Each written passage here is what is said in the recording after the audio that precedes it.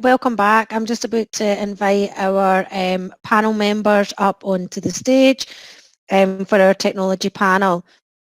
So we've already heard from Robin this morning, so I'll be inviting Robin Johnston back onto the stage to join me for our technology panel. We also have Ian Robson, who is from Verint, and he is the account director from Verint. We also have Margaret Moore, who's joining us. Now, Margaret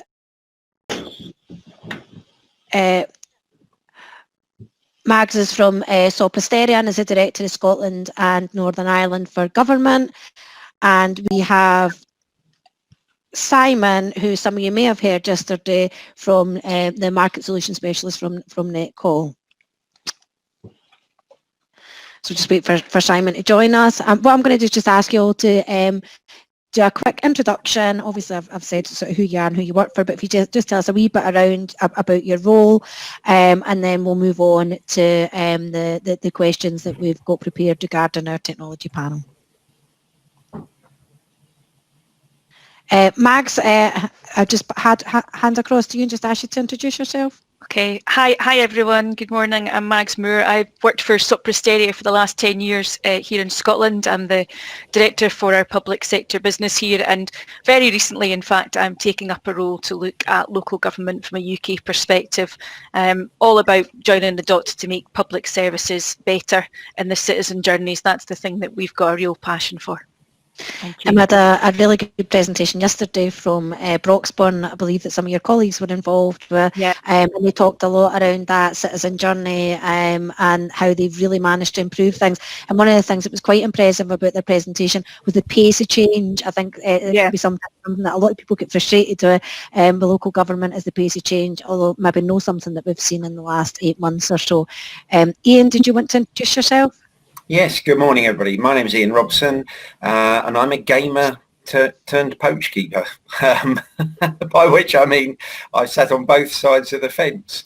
I worked at several local authorities in the early part of my career. I worked at Brighton, I worked at London Borough of Haringey, London Borough of Croydon, and I then transferred across to the private sector, and I've been involved in selling and providing solutions to local authorities for a couple of decades now, more years than I care to remember. But I think importantly I have sat on both sides of the fence in terms of this discussion as a procuring side, and also in terms of selling solutions to authorities. In particular, I've been involved in digital solutions and CRM solutions really since they were invented at the turn of the millennium. So I've been on both sides. Great, thanks Ian. Simon? Yeah, good morning everyone. My name is Simon Pike. I'm a market solution specialist for local government at Netcall. I have responsibility for our low-code technology predominantly within the local government marketplace, and talking to our customers and other local authorities and trying to work out kind of the solutions that we can help deliver using our technology, whether that be the low-code, our RPA or our contact centre software. And Robin, I know that we've heard from you already this morning, but I just wondered if you wanted to say anything more around your role around your role at Vodafone.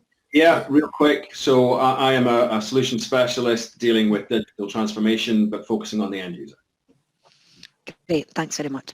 So the reason that I thought this panel would be an interesting discussion today is I work with a number of different organisations, and quite often I see people pinning all their hopes against one or more technology projects, that if only we had a new CRM, or if only we implemented this new bit of tech, it would actually solve all our problems. It was quite interesting actually. I was doing a workshop last week with a number of users, and I was getting them to tell me about what works well and what are your challenges. But and it was meant to be about their current technology, but when they talked about their challenges, nearly all their challenges were around people and process. And I actually thought it'd be quite interesting just have a discussion with a number of suppliers around what your view is around why sometimes technology projects don't deliver the benefits, and people tend to be disappointed with some of the output. So probably I want to start, maybe I'll come to yourself first, Ian, and just ask you to comment on what would you think is a common mistake that you see organisations make in relation to technology projects? Well, I think the first point I'd like to make, Esther, is that I think the nature of the technology that's being sold is different now. If I hark back, we used to essentially sell data entry systems. And when an authority bought something, there was a big tick list of does your system do this? And we all said yes.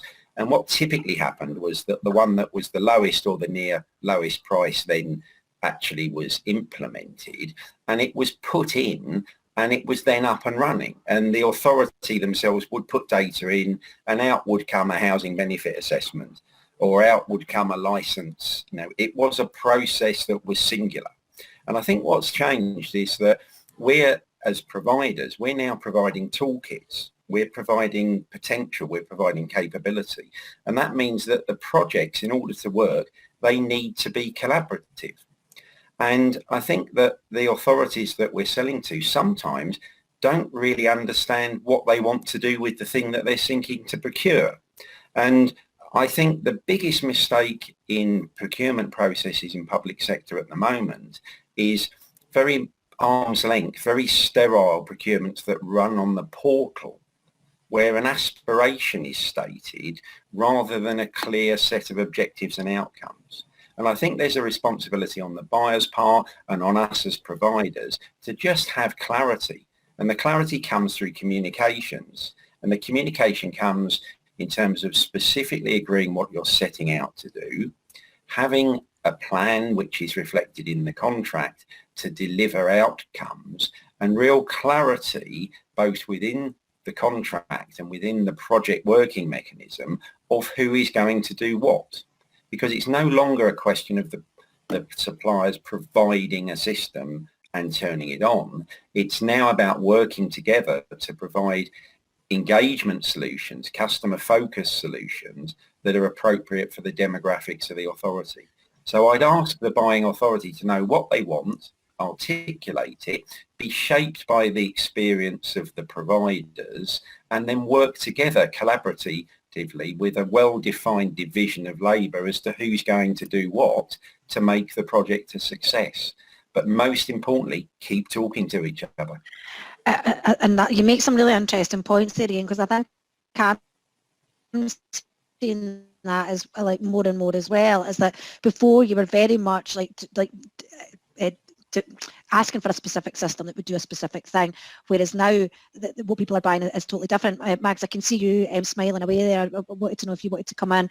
Obviously what your organisation provides is a bit different as to technology. It's more service-based, and I just wondered about your take. Yeah, I think where we would start was that it's not a tech project. It's never a technology project. I think, as Ian said, there's an objective there, but I think particularly in the local authority space, it's got to be all about what's the citizen objective. So you've got your citizens, you've got your employees, and you've got your organisation. So there'll be objectives across the three, but for us, I think the key reason that things fail is the lack of stakeholders that really understand what it is you're trying to achieve. So if you were to say we're getting a new CRM, or in Broxbourne, for example, we helped them to glue some stuff together using a Jadu platform that they already had. The technology was actually the least important thing. Sorry, Ian, but it was about what's the citizen journey. We're trying to solve homelessness.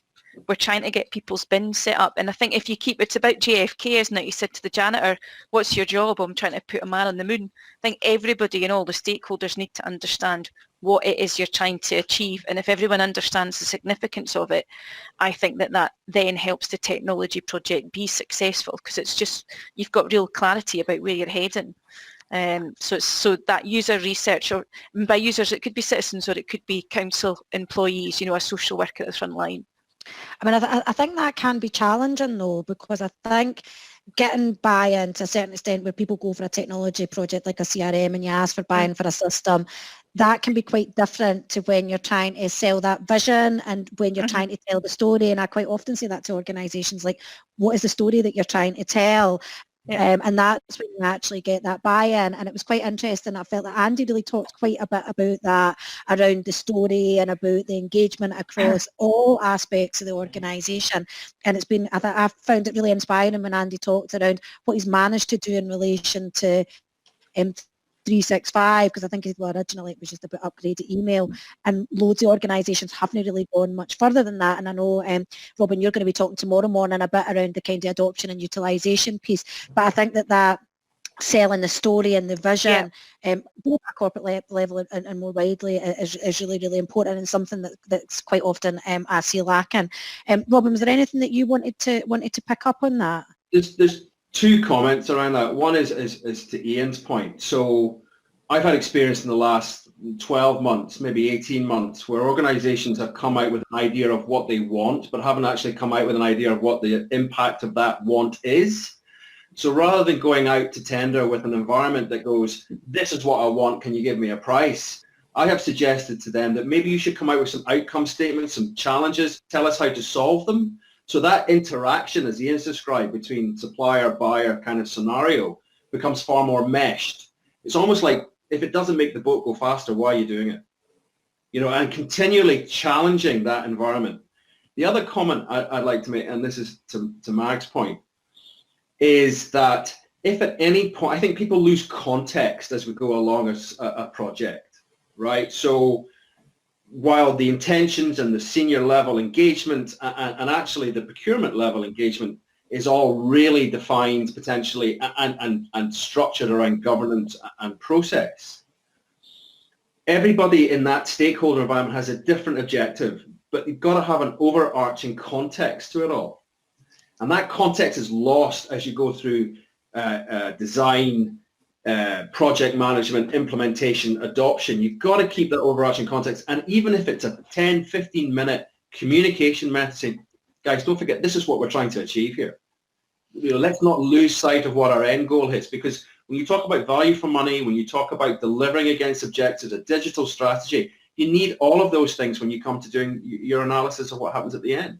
And because everybody, and you know, the nature of people are they move, but because you have that scenario where the context gets blurred around the edges, you've got to continually get clarity as you go through the piece. If it doesn't make the boat go faster, don't do it, frankly. I actually think that's a great saying, Robin. I've taken away note of that. I might use that myself at some point in the future. I'd love to claim credit for it. It's not mine. There's actually a book, isn't there? There's a book about making the boat go faster, which is really good. Yeah. I mean, Simon, there's probably quite a lot of things that you could come in on, because I think that when you're selling the whole low-code thing, I mean, Ian had touched on what you are, is you're selling the potential. You're not buying the finished product. You're basically buying the tools that help you to deliver those business objectives. And some, I know that we've talked a lot in the past, I've talked with some of your Netcall colleagues around how you actually paint that picture and how you sell the whole idea of low code to the organisation. And I just wondered if you wanted to pick up around some of the comments that have been made around the difficulties in getting stakeholders on board and some of the mistakes around communication and not focusing on that citizen objective.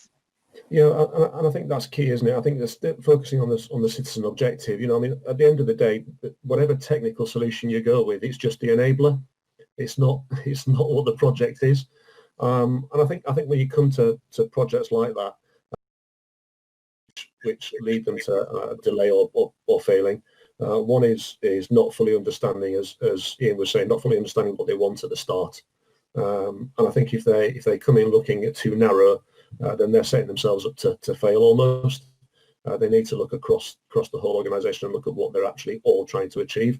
And I think the second thing for our customers then is where they fail is where they don't engage with their end users all the way through the project. It's all right engaging with them at the start, but actually it's a continual and iterative approach that has to be taken, and you've got to engage with them all the way through. And I think if you do that, all of these kind of unforeseen issues that you might come across or hidden workarounds in their current processes or current solutions come out as you go through, rather than finding them right at the end.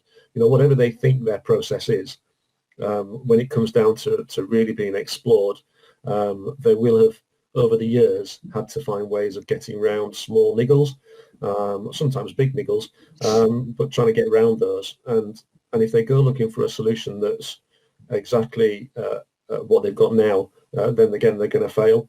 And then I think the other big thing that we find is that all too often projects take a business as usual approach can work alongside a digital transformation project. And actually, I think one of the key things to remember in there is that if it is a transformation project, everything is going to change, or things are going to change. And actually working the way you do now is what you're trying to get away from. And so going, yeah, but that's not how we work, or this is the way we've done it for years. Those kind of old adages that we hear in local authority quite a lot sometimes. It's about getting the people's buy-in to the fact that those things will change. But again, if you take people with you on that journey, then you get less resistance towards the end. In terms of the point that you asked, Esther, about our technology and how we take that approach. So we do just that. We don't go in and go, you're buying a CRM or you're looking to buy a waste management system. What low-code gives you as a platform is more of that. It's exactly that. It's a platform, and that's what you're buying into, and that does require that change in approach to projects and thinking more about what's the overall outcome for the organisation. I think you're right, Simon, and looking at some of the advice, the issue about resources come up time and time again, and it was one of the things that I was talking about yesterday, like how often I see organisations who they make the bid for what they need externally, so they make the bid for the finances that they need to bring the supplier in or bring the system in or work with a strategic partner, but then they decide they'll just kind of muddle through internally, or they make it as part of people's day job, and then they get frustrated around either the pace of the delivery or things aren't delivering what they expect it to be, and then people again are looking and blaming the technology. And it's one of the things I think when people are looking at a business case, there seems to be like a natural desire to lowball your internal resource, because people are worried if you're totally honest about how much something's going to cost, you're not going to get the money, and you can't really lowball the external money because that's money that's going out the organisation, but actually you can maybe fudge your internal figures a bit. And probably, like for me, that's where I see projects struggling more often than not, is that either just genuinely misunderstanding how much internal resource you need, or actually thinking, well, we'll not put that in and we'll just muddle through because that team will be able to cope. And I just wondered if that's something, I know that Simon and I have talked a bit around that, need to have adequate resourcing regardless of what the project actually is, and understand the total cost of ownership, so not just of what you're buying in, but actually your internal support requirements. Don't know, Robin, if you want to pick up on some of that. Yeah, so resource is always a challenge. I think there's two things that needs to happen. Don't ever underestimate the challenge sometimes to be able to deliver on a technology project, not just the end user experience, but actual physical technology. Certainly from our perspective, we are spending a lot of time with customers and changing the mindset about you're the supplier, we're the buyer. And because the only sure thing in life, actually, particularly now, is that change is going to happen. So in order to be able to agile enough to make that work, particularly around resource, is you've got to have some flexibility. There's got to be an understanding between the project teams that flexibility exists. The other part of that is, and it seems like a very obvious one, but it's something that potentially I see occasionally in projects, is that both the supplier and the buyer are both working towards the same goal. There is no supplier I have ever met who wants to make a Horlicks of a delivery. You just don't. It's not part of their makeup.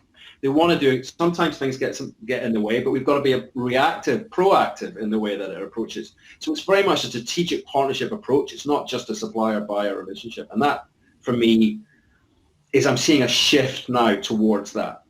Again, to that end outcome. We're committed to delivering that end outcome. So what do we need to do in order to deliver it? What are the jump-off points? How do we test it? How do we make sure we get buy-in? How do we report back? All those elements around the outside are crucial now, more than ever, particularly when we talk about the money going out and the return on investment coming back in.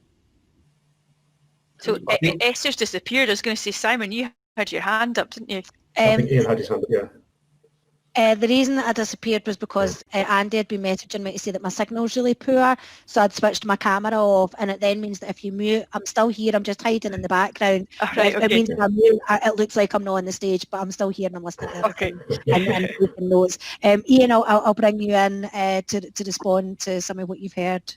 Yeah, I was keen to jump in there, Esther, and I think one of the things, there is a point here around the stakeholder influence. It's fantastic to get stakeholder buy-in, to have leadership from the top and a clearly stated objective as to what the authority is trying to achieve and a commitment to that achievement from the top down. But it has to remain for the duration of the delivery and beyond. It can't be a one-off. And I've actually worked, clearly I'm not going to name the authority, but I've worked, not while I was at Verint, but with a previous employer and with a previous project. I worked at a tier 1 county council, and at the stakeholder kickoff, at the project kickoff, the excitement was palpable. There were 18 stakeholders in the room. There were 22 opinions, because by the time they'd all gone round, several wanted to change their mind. You're smiling because you're used to that. But we then went on to deliver the project, and the project had a part-time manager and 2 people. So when the project was beginning to understandably not do as well as they had expected, I couldn't find any of the 18 stakeholders to explain that maybe if there were 3 committed stakeholders and 18 people delivering the project, then perhaps we might be making more progress. And I think there has to be that reality. And I think, again, the whole delivery model has changed. It's gone from being spectators watching people going around playing a game of golf to actually being part of the team, albeit a 5-a-side football match or a 15-a-side rugby match. There are different skills and abilities that need to be on the field. And some of those come from the supplier and some of those come from the person receiving, the buyer, and from the authority.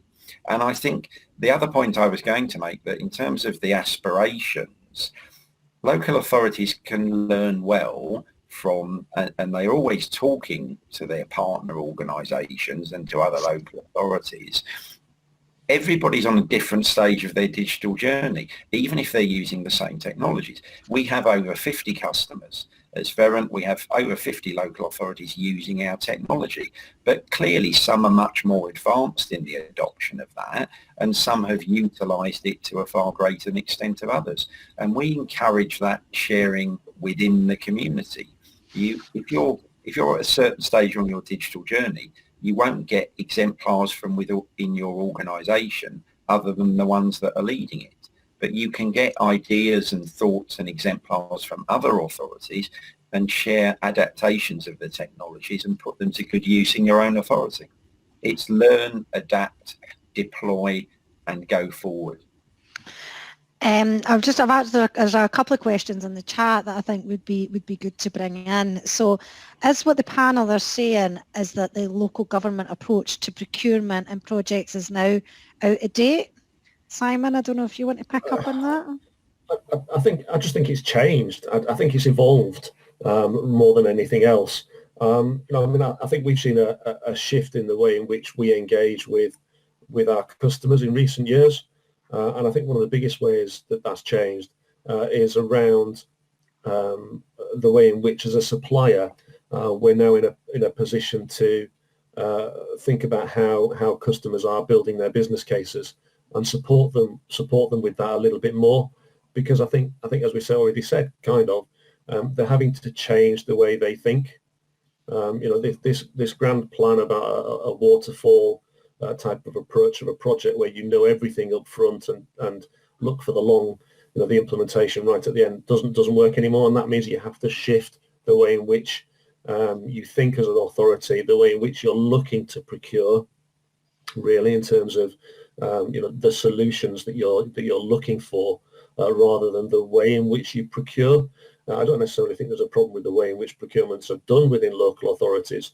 I just think it's an approach before it gets to that point of procurement. It's starting with and ending with the end users almost.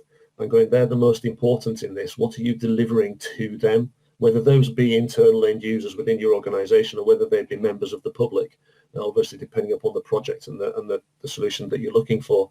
But I think it's just about a shift in an approach and a thought process. And I think the key thing to that is then remembering that digital transformation is continual. You don't do one thing and then that's it, you've solved your problems and that's digital transformation done. It is a continual thing, I think. So Robin, I'll bring you in a minute, but see just what you're saying about the continual thing. See the number of organisations that have discussions with who their team is temporary. So they hire the temporary team and then there's a whole effort around filling out the paperwork every year to make the team, to extend the budget for the team for another year. And I'm like, you're not going to get to the end of the journey. There's not going to be a bit where we're going to say, right, that's digital done. We don't need that team anymore. Of course, we'll need a core team and then that team needs to be supplemented for different projects. But again, it probably goes back to that issue around being honest about the resource up front. Robin, I saw you had your hand up there, so I'll bring you in. I was going to say I agree with Simon wholeheartedly in everything that he's just said, but I'm going to be slightly controversial here and suggest that it is not the project management or the capability of a local authority to deliver projects. It's procurement that needs to change.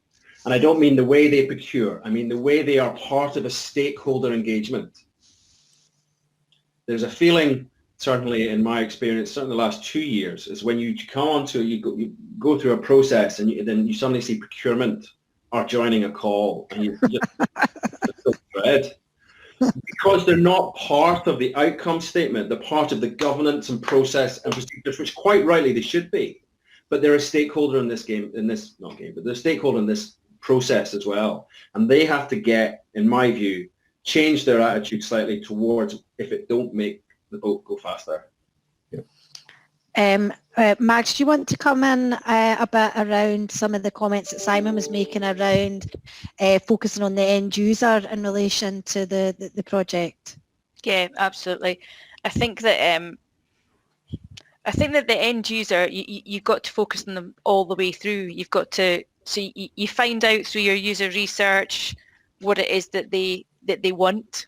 Then you've got to map that to what the service journey is, and it can't be the perfect service journey because you might not be able to do it. You might not be affordable, but you've got to do that, and you've got to constantly touch base with those users as you go through that project, not just at the beginning. I completely agree with you, and that's not just at the start. It's you create that journey and then you go and you test it as you go through, and it'll never come to an end. So once you've launched it, you then have to go back and you increment it and you change it. And then policy will change. So I think in central government in Scotland, one of the things that's worked really well is they created a panel for social security of users that they just kept going back to all the time, a really representative panel. And I can't help but feel, we've done loads of user research in Broxbourne, and of course every demographic is different, yeah.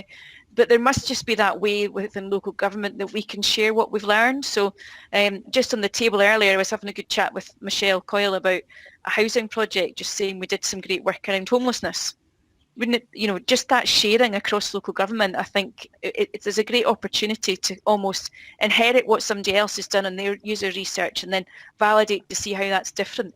But I think there's a great opportunity just to layer all this user research up in local government because you're so close to each other. And that's what happens in the healthcare sector. They do share experiences across the board. So there is use cases out there about where the benefits lie.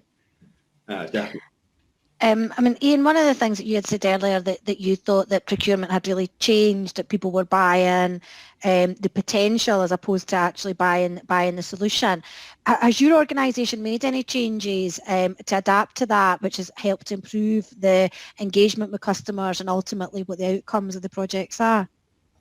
Yeah, so we've got tools that we share with customers, hopefully before procurement, to help them actually define what is a realistic budget to achieve the outcomes that they desire.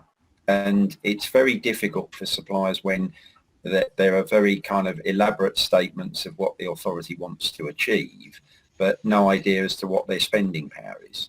And we want, all of us, I think, as suppliers, want people to buy on a value proposition rather than a price proposition. If you buy cheap, you get cheap. And I quite often ask when we're conversational, why do people behave differently with their own money than they do with the public purse? And in their own homes, have they bought the cheapest television that was available in the store? No, they haven't. They've bought more expensive items that they will give them a better quality, better experience and last for longer. But when they come to work, there can quite often be a short-term procurement which buys the cheapest thing, and then in 18 months' time, it's effectively disposable because it was envisaged that it would last for 5 years, but actually it's run out of steam after 18 months. And I think people do behave differently with their own money as with the public purse when they come to work. Now, to help achieve a realistic return on investment, at Verint we've designed basically engagement management tools that look at how the engagement model will change, how people will use digital channels, which are cheaper rather than more expensive channels, and we use those return on investment models to envisage a current and a post-delivery scenario, and we also work to give a total cost of ownership model. So we look at things including the cost of internal resourcing to make the project achieve the results that were set out in the first place. So we have a total cost of ownership modelled over 2 or 3 years as appropriate, and we have a return on investment model that models the adoption of those digital channels. And the last thing I would say on that is be realistic about where the returns come. A customer of ours from Southampton City Council was speaking the other day and said for 30% of their customers, they have no engagement whatsoever in any channel. The council desk gets paid, that's it. They never hear from that 30%. It's 30% who do have a high dependency that they're looking at what they're asking for. And some sort of high transactional things that local authorities do lend themselves very well to digitalisation. Some more complex case management need to be managed more with a personal touch, and some things don't need to be digitised at all. I, for one, would not want a virtual lifeguard, for example. So it's looking realistically at where you can make most return on the investment of transforming your digital commitment to customers. I mean, some of what you've talked around there, Ian, is almost around that kind of co-design, and it's really engaging with the supplier before you get into that more formal tender process where that kind of to and fro is a wee bit more difficult. And I know that back when I worked at North Ayrshire, like I really liked the Vodafone model, that it was a kind of business partnering model, and I remember us having the discussion about like come to us with a problem rather than a solution, because by the time you came up with, and I think it's difficult because technology is moving so fast, it's really difficult for everybody to keep up. And I think that from an organisation point of view, people need to be a bit less scared of suppliers and actually be working with suppliers a bit more around the designing of what that potential solution will be, rather than, well, we need to sit in a room and design it all by ourselves and then we'll come and tell you when we know what we actually want. And I don't know if you wanted to pick up on that, Robin, just around some of the kind of business partnering work that you guys have done. Yeah, so our approach is a very simple one. It's a consultative one, but more importantly, it's around the art of what is potentially possible, right? So you make a good point, Esther, about being able to have a problem and then we'll find a solution to that problem using technology. But don't underestimate, I think, the complexity, the potential complexity of actually defining what that problem is.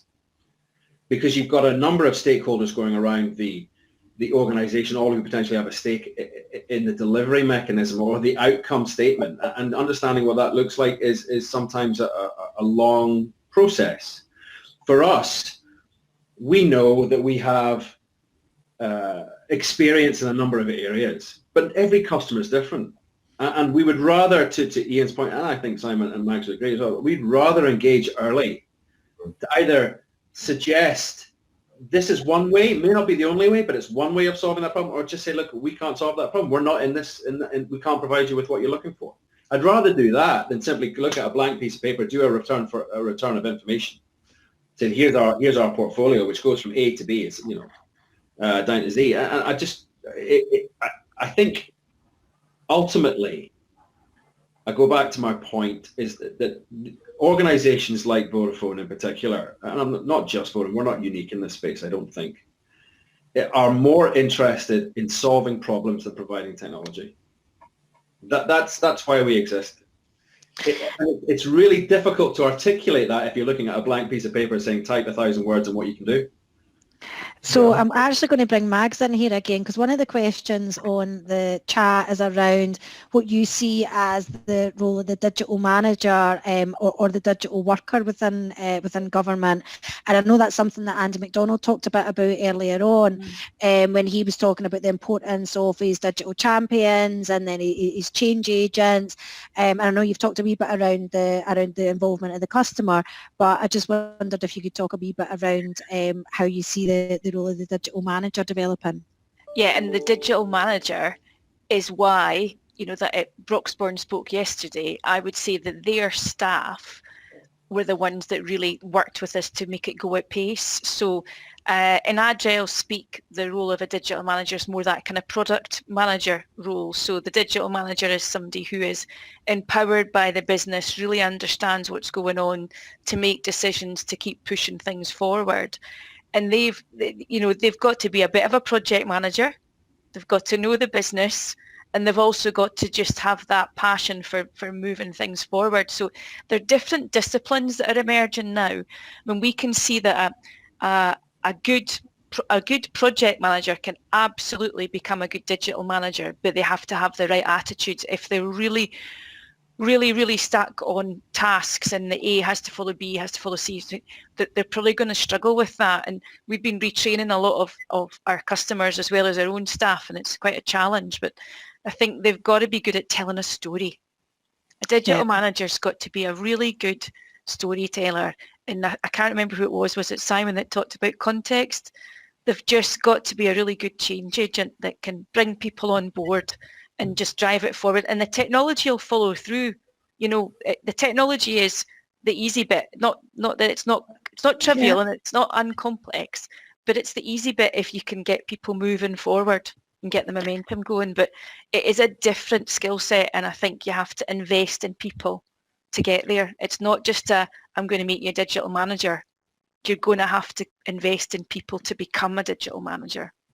And I think some people will, and other people will struggle with that. And I think it was really interesting yesterday seeing what Broxbourne have been able to do. But similarly, most of the case study that we've seen have been able to do stuff successfully, whether that was Edinburgh or Aberdeen today, have all talked about the power of the people, both getting buy-in at executive level, but also making sure that you've got that buy-in on the ground. Because I think with all of these digital projects, we're away from everybody goes into a classroom, they learn what it is, they go back, they implement it. I mean, everything, all the technology that we see now is moving to the more sort of evergreen. We see things like Microsoft Office 365, where functionality is being pushed out all the time. So it's just no feasible now that people go away into a classroom and that's how they learn. There'll still be, of course, there's still that requirement for certain products, but so much of the stuff that we'll see in organisations is people being self-taught, learning from peers,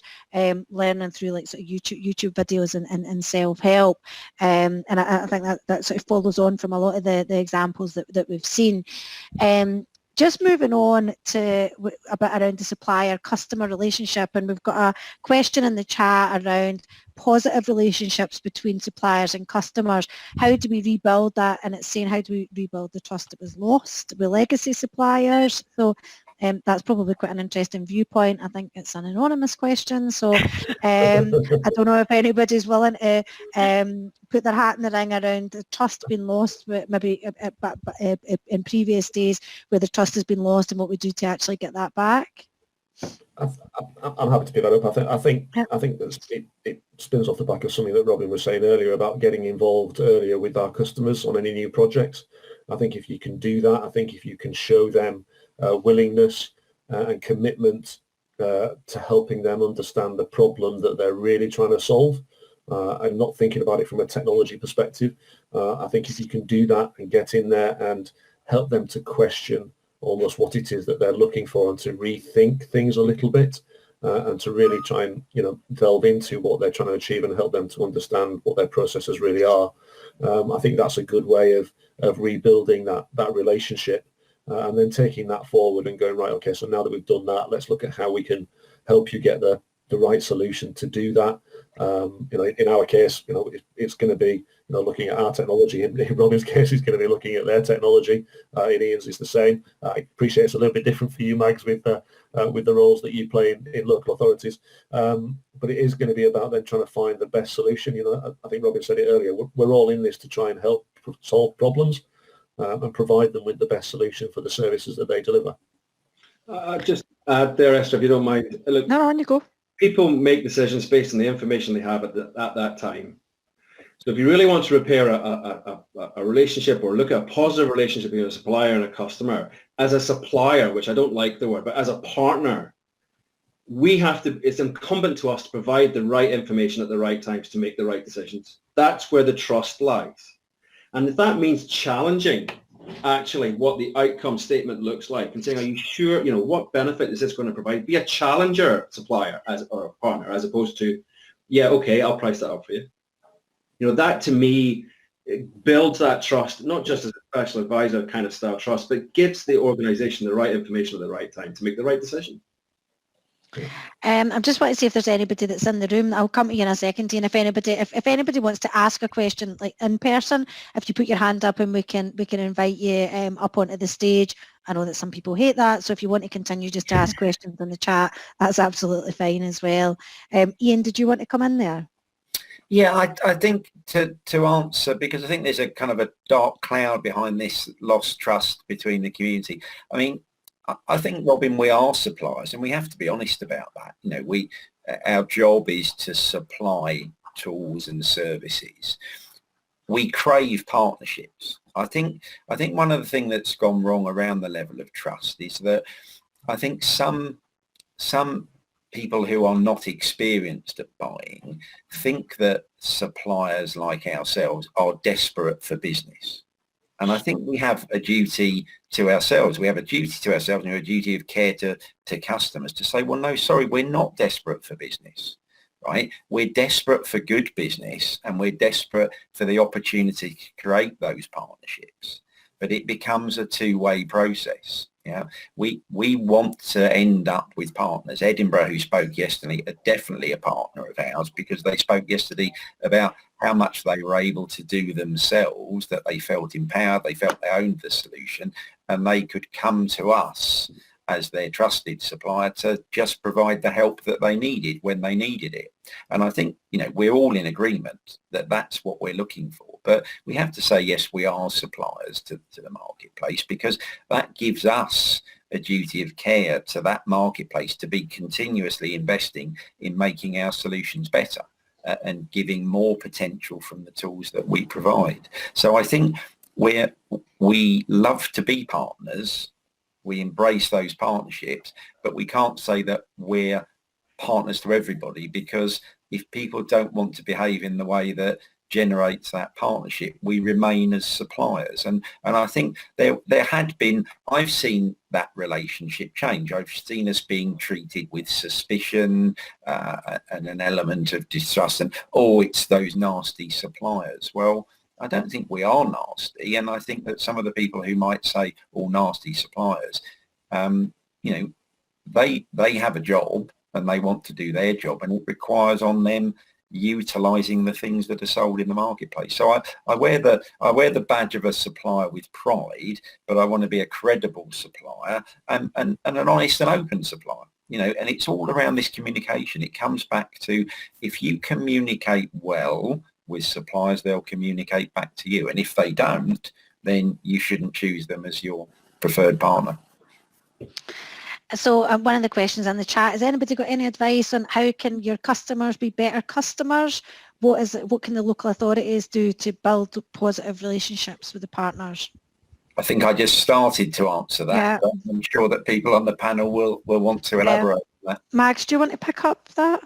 Yeah, it's all about trust, isn't it? I think at the start of any program of work, no matter whether it's a tiny little discovery or a full-blown implementation of something, you've got to get the team together, and you've got to work as a combined team. And I think in terms of being the councils have to understand that their staff that they're putting on it, they have to support their staff as best as they possibly can. So if there's bad news to be told, they need to be empowered, if you like, to go and deliver that news. Well, we haven't met our dependencies or whatever. But I think there's a level thing there. And if you are an SRO, you have to be a proper SRO and you have to support the team of people that are there.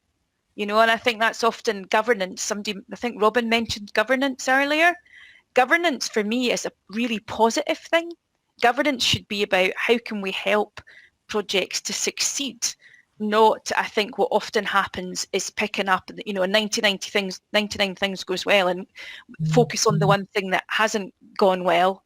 There has to be a real balance there around proper, pragmatic, necessary and sufficient is what our QA guy talks about in terms of necessary and sufficient governance, but make governance positive to help people to proceed as opposed to it being a policing thing. I do think that's something that organisations struggle with, Mags. I can see what you're saying around using the governance to focusing on the right things, minimise the risk to the organisation and move things forward at pace. But more often than not, I just see governance slowing things down and people being bogged down. I think it's about getting the right level of detail to the right stakeholders, and quite often what asking is really detailed stuff going up to a really senior level, and actually that slows things down because then they're involved in reading like reams and reams and reams of paperwork, and projects then can't move forward sufficiently. So it's about who needs to know what information and how you present that in the right format. And that's back to the storytelling, Esther. Yeah, that's back to the right storytelling. So the chief exec or the council leader or whatever are going to want to know at one level, and then you're going to have the different levels. So I think if you play the levels right, then it can work really well. But you got to start it off well. You got to start off on the premise of trust and transparency, and then just keep going. So I'm probably just going to change tack slightly, and I have to say that this is an area that's quite close to my heart, and I don't see a lot of organisations doing it particularly well. But I really want to talk about benefits realisation and see if you've got any advice. So what I would normally see is people estimating benefits up front, some more realistic than others, some spend ages gathering baseline information, some do very, very little. And then once the business case has been done, it's almost like the benefits realisation bit gets packed away, and then it doesn't get revisited until much further down the line, if at all, or somebody will say, well, what's happening with the benefits? Or I've been in the position where the money gets taken out your budget and you haven't delivered the benefits because things have changed or the timescales for the project has changed.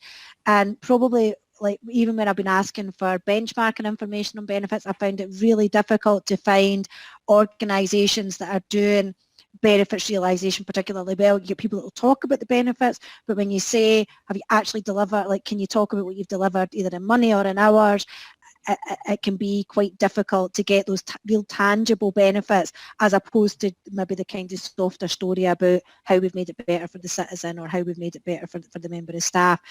Does anybody want to pick up around advice that you might offer in that area to organisations in relation to benefits realisation? Yeah, I'm happy to take a stab at that one. I think traditionally you're right. I think, in terms of business cases, the business case tend to be written based on the long-term goal of the project and the benefits that you get once the project is finished. And I think that society has changed, and the way of working and running projects has changed. And I think that I think most of us here would agree that, if not all of us, that the way to run a project now is in an agile approach, an iterative approach. And I think if you do buy into that way of working, then the realisation of benefits happens more regularly. Mm-hmm. We've got examples of a customer realising benefits every 12 weeks or so. And they've implemented in 1 year 16 different projects. Their cashable savings or their efficiency savings stack up continually over that 12-month period and beyond. And that's because they did take a different approach. And I think if you do work in that way, as I say, you set yourselves a target, which is your overall project, and that's great. But as society changes, as we found this year, particularly, things come out completely out of left field that you're not expecting, that throw everything out of kilter. And you know what? The same happens within projects. Whatever you think is going to be your end game, there will be things that come along during that period that will disrupt that project to some degree. But that doesn't mean you can't see realizable benefits throughout that project's lifetime.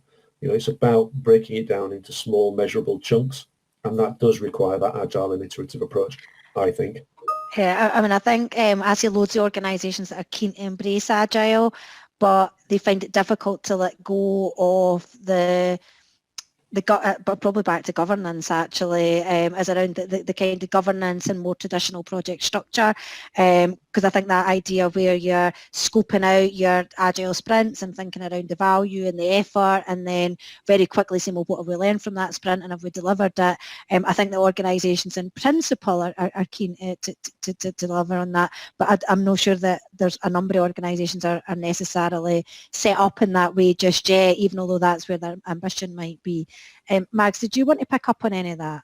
Yeah, I think that the governance, and this is back to the kind of procurement thing, and I think that we see some procurement people who have really evolved to have more of a commercial role as well. So it's not just letting the contract, but actually having an involvement as they go through. So it's not truly agile because there will be a budget, and there probably is a time scale that it has to be delivered. True agile is just that your time scale is fixed, and the if you like, the money and the functionality varies. It's not true agile. We're using agile principles, but it's not true agile. So I think you have to have both. It's a hybrid approach. So there has to be a budget, there has to be key outcomes that you've got to achieve, and you've got to measure it as you go. And it's that prioritization thing that people really find tough. But in good customers that we've been working with, procurement having more of a commercial role is really helpful, because they're not down in the weeds, as you were saying earlier, Esther, in that governance thing. They're not down in the weeds, but they're just managing the budget. And we've been doing a lot of statements of work. So that iteration that Simon's talking about, we're able to pin it down quite well for, say, 3 or 4 months. And then we can stop, and then we regroup, and then we can do another one. And that works quite well, but it's just really hard, because procurement will say there is a fixed budget, and if there is a fixed budget, it's not agile. Yeah. You can do it in phases, but it's not agile, not truly. And I think that's the misnomer. You can't have an agile project if your budget is fixed. That's really interesting, Max. Ian, did you want to come in with anything there? Yeah, I think that's a really interesting point that Max makes, and I think I as someone who came out of local government myself, I am always really empathetic and sympathetic to the fact that it seems to be the case that central government gets so much more investment. Central government gets the luxury of those flexible budgets, and there's a do it and learn. I mean, whoever heard in a local government environment of doing an alpha and then throwing that project away and commencing on the beta? I've heard that notion once from a city council, and I just went, you haven't got the money to do that. You don't. You have to know where you're going with the first adoption.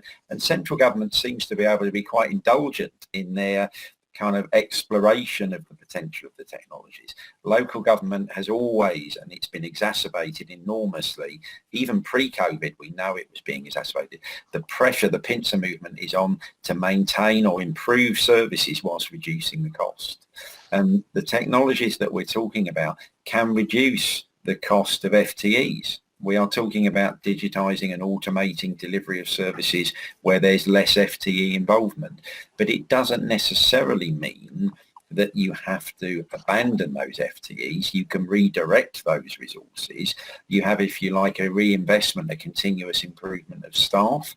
And I think what COVID has shown us is that there's a difference between the front office, which is where we've spoken about savings can be made in the middle office and we actually deliver services in the front office. There's now the concept very clearly proven of the front line as well as the front office. And we've been helping authorities move staff out of the middle office, literally pushing bits of paper around or duplicating effort into the front office. And now I think we've been able, where projects are successful and the technologies have been properly adopted, to move staff from the front office to the front line. And I think local government has come out of the current crisis in glowing colours. I think they've proven to themselves the ability to adapt, to learn quickly and to change very quickly in a way that perhaps we had been frustrated by prior to COVID, at the lack of the ability to change and modify. And all of a sudden this crisis has forced that, and local government and in the UK has done extraordinarily well compared to central government's response, I would proclaim. All right, so thanks for that, Ian. So just before I sum up, because I'm conscious that we're running out of time, Simon, somebody's asked if you can share who the council or who the customer was that was delivering the project in that way, because I think probably people think that it would be quite good if that was a case study or something else, that's something that we could all learn from. Yeah, absolutely. So it was Cumbria County Council. Cumbria, right. And we have case studies of Cumbria County Council on our website. Okay, great. Thanks very much for that, Simon. So thank you so much for all your advice and conversation. I knew it would be quite a lively panel, which it has been, and I think there's loads of advice there. I've been jotting down some notes so that I can do some top tips from the suppliers that we can share across social media. But I know that there's a lot of themes around the resourcing, around working in partnership, being clear about your objectives and making sure that that engagement is not just at the start of the project, but actually continues all the way through, and really harnessing the opportunities to collaborate and share both with the partner organisations or the suppliers, but also looking across other local government and within the public sector. So all that's really left is to say thanks very much to all our members on the panel.